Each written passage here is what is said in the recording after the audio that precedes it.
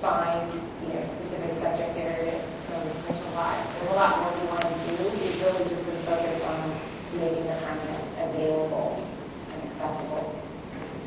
So Beverly, thinking on the same line, what's for your users, for the individual end users, what are the really critical parts of search that brings you guys value to the product, but also keeps them coming back or keeps them finding it in months?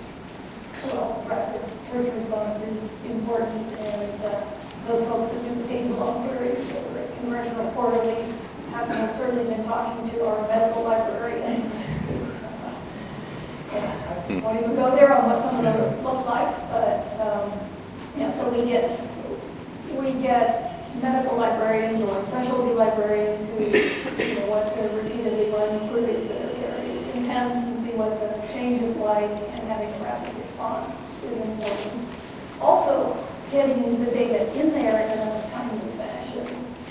There's different aspects to a rapid response. There's subsequent query response, but there's also the data being fresh and the ability to run the data through the system in an efficient fashion is just as important as queries that performance to smoothly. So what are some of the challenges with that? So we have using Solr search operation, and it's very defined search engine. It is a search engine. One thing that comes with it is an index, and the index is this very big thing that can move from here to there. And somewhat embarrassingly, we would produce data, we would get it out to other vendors. So ProQuest, the people that aggregate data, and we would go put it on our platform, and putting it on our platform, and went in the index one night, and getting it moved to next. And if things didn't go quite right, data that we did on Monday would show up on Wednesday. It just didn't feel happy. Now, when we get the data already, we take about 45 minutes to stage it up, and that's primarily because we check every single count. We have to be very precise that no record went missing. And likewise, once it's ready, we take maybe 10 or 15 minutes to get it live. If we get to a point where all parties are in agreement to make it a pipeline, I'd say it would be less than a minute.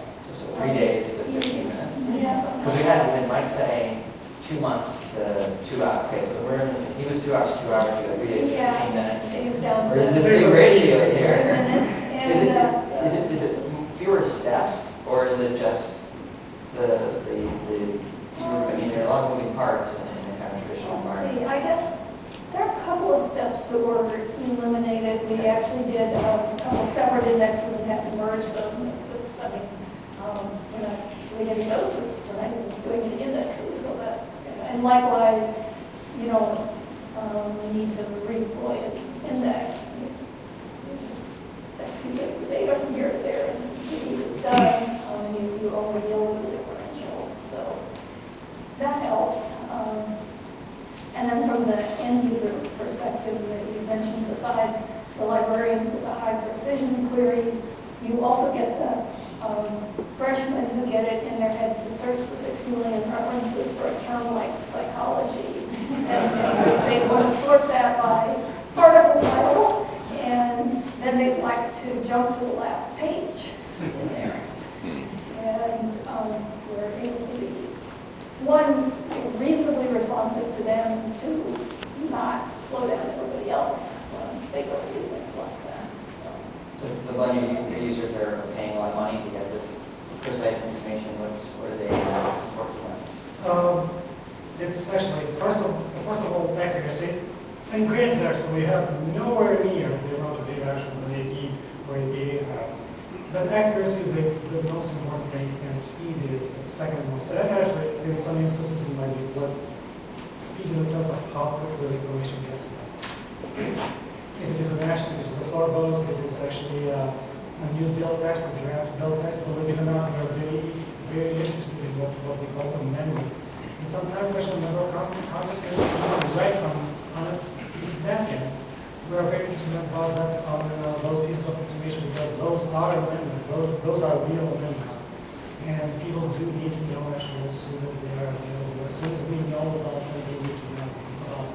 Accuracy, as I brought up actually in the case, an example, it's not an issue of how many sets of documents we have, but at the end of the day, it's how does it impact the person? That's why they ask actually a lot of money, because they need to know quickly, instead of actually having a person go to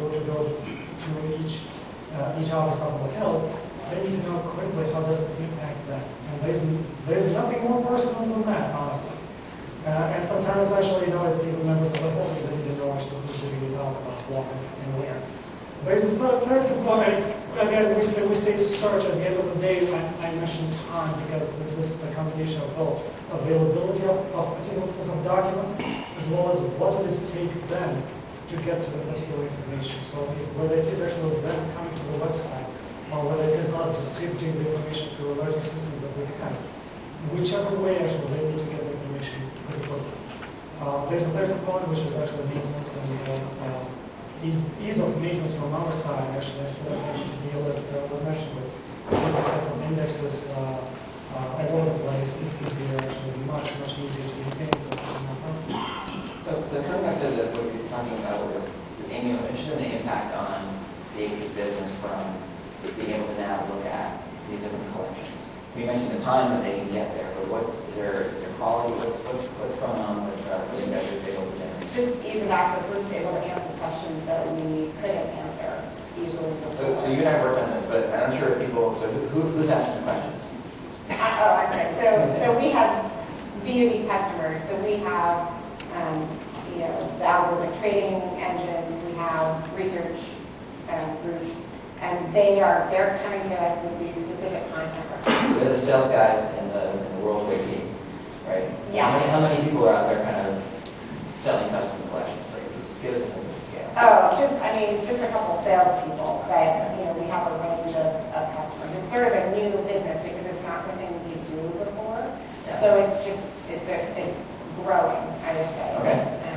So it's not huge at this point, but we see it growing in the future. So by being able to get them back, how does that mean? So most of us know AP because it shows up on the things on the pictures. Yeah. Is this changing the way that AP is being received for these markets, or how is this? I think it's opening up a new market for us with our archive. So we've always just been a breaking news service. So and then people lose access to that content after 30 days or whatever, unless they've archived the newspaper that it was published in. So it's just giving us a whole new opportunity to go back and define new products, create new archive products, and go out and sell them. But because we've sort of been in the midst of this implementation, that business is really just getting on now. So it is opening up some new business opportunities for us. And it's also just giving AP access to our own content. We didn't have good visibility. So I think we're just starting to kind of scratch the surface of what we can do in terms of new archive products. Because until you can get in there and start seeing what we have and exposing some of the relationships between different pieces of content, that just spurs new ideas about what we could put together as a package and sell. So ad hoc flexibility. I mean, one of our hidden secret prep questions was, what's different from traditional search? And I know you guys have sort of covered it, but explicitly, maybe you can think about a traditional search environment is kind of where you're building from. So when you say be able to explore and look across all the different attributes of the metadata, I'm not sure whether that might be just one way of looking at it. Is that a difference from traditional search, or?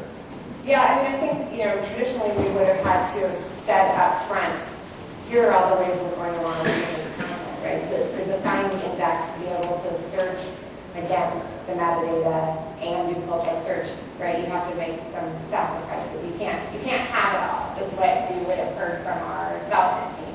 Is you have to choose what questions are you going to want to ask, what searches are you going to want to run, and because we don't have to have those limitations, we just have a different level of visibility. And I think when we start to use some of the visualization, use some of our taxonomy and introduce that and let people browse by topics or by people, going to start sort of showing the range of what we have.